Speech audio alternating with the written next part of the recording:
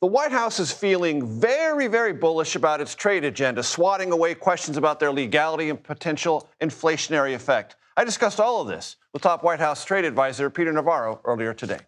I talked to former Vice President Pence yesterday about tariffs and their underlying legality, and he offered this comment. I want you to listen to it and then give me your response. Tariffs are taxes. They're border taxes. I think, as we saw, the trade court unanimously ruled that was not constitutional. It's going to go to the Supreme Court, and I wouldn't be the least bit surprised if they didn't agree with the lower court. Peter, the former vice president, says they are border taxes and they are not constitutional, and he expects the Supreme Court to nullify them, at least in part, if not in whole. Well, Mike has lost his way on this. I think he's got amnesia about how successful tariffs were in the first administration, particularly on China, particularly on steel and aluminum. I think Mike Pence forgets also that tariffs weren't a tax at all on the American people. We saw zero inflation because of them. And the reality is, with the Trump tariffs, much or all of the tariff impact is shifted to the producers in countries which are desperate to sell to us, so they bear the burden. What Mike Pence needs to understand is tariffs are actually tax cuts. In this sense, we had $100 billion in just the first 6 months raised in terms of the tariffs. We are going to use that money to help pay for the big, beautiful tax bill, which is a tax cut in its essence.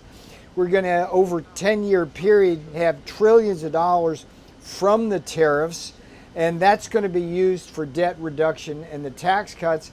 So I'm not sure what Mike's doing. I really liked Mike when he was inside, but midway through the term, his chief of staff shifted to this guy named Mark Short, who basically took Mike away from the MAGA agenda, the Trump agenda, and we saw what happened. So now Mike's doing media, and we got J.D. Vance in where he used to sit. And this administration, it's hard to not agree that it's booming. I mean, we got inflation going down, growth going up, wages going up, and a lot of that is the tariffs. A lot of that is the strategic energy dominance. I don't know if you know this. This is an interesting statistic. We've had the lowest inflation-adjusted gasoline prices now of any presidential administration in the modern era. It's just extraordinary. They're $3 a gallon when you adjust that for inflation and compare historically. So I'm sorry what happened with Mike Pence, but he's just wrong about everything. Well, all right. That's comprehensive enough a reply. Peter, you mentioned the $113 billion in tariff revenue collected so far. Who has paid that? You just said all that has been paid entirely by foreign producers? Yes, so in fact, the Council of Economic Advisors, which is just across the street there in the old executive office building here in the White House complex, did a report just last week that showed that import prices have actually declined during the Trump first 6 months. So what that tells you is, as the tariffs gone up, import prices have gone down. And it should be very intuitive.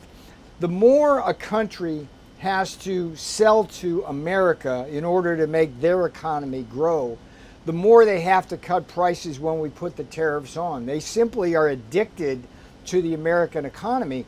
And the problem these critics have, who call tariffs inflationary and tax hikes and all of that, is we now have the history of the first Trump term where we observed, let's put steel and aluminum tariffs in. Everybody warned about inflation, had none.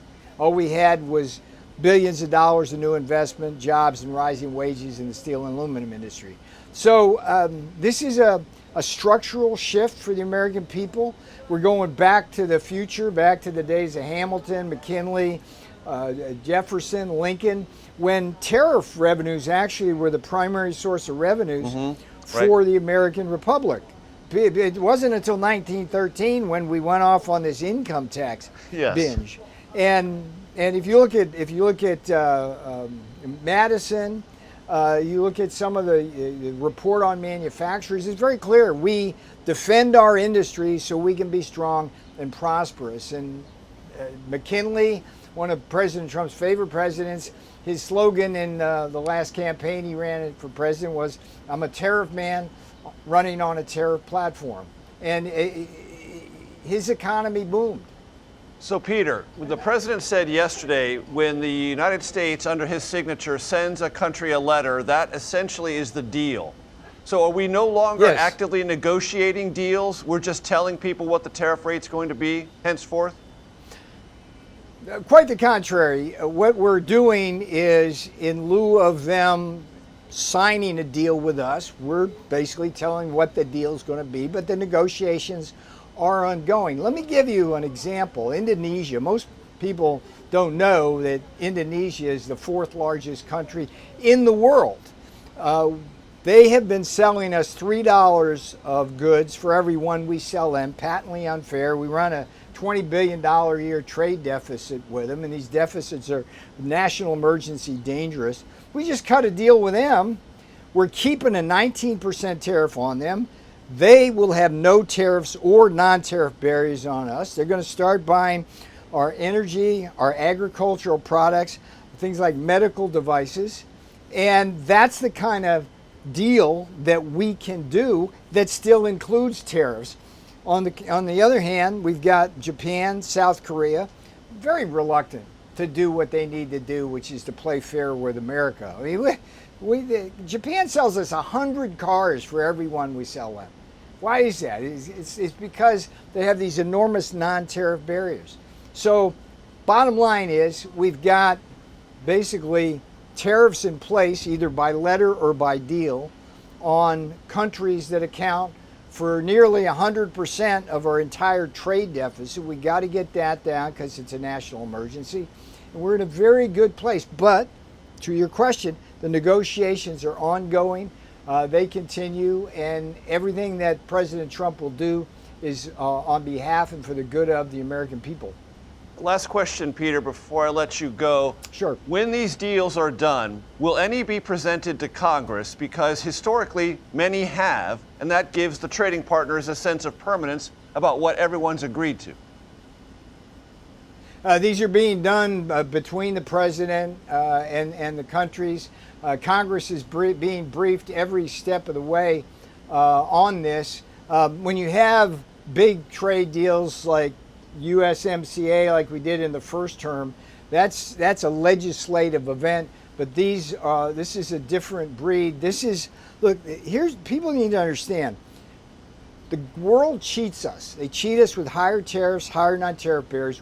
We've sent over $18 trillion in trade deficits over the past decade or so of our wealth, our assets, our jobs, and our factories. President Trump is ending that under the authority of what's called IEPA, and it's well within presidential powers to do that.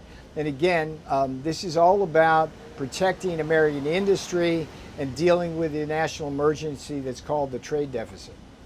Peter Navarro, I appreciate the time. We'll have more conversation in the future, I hope. I promise you, sir, anytime.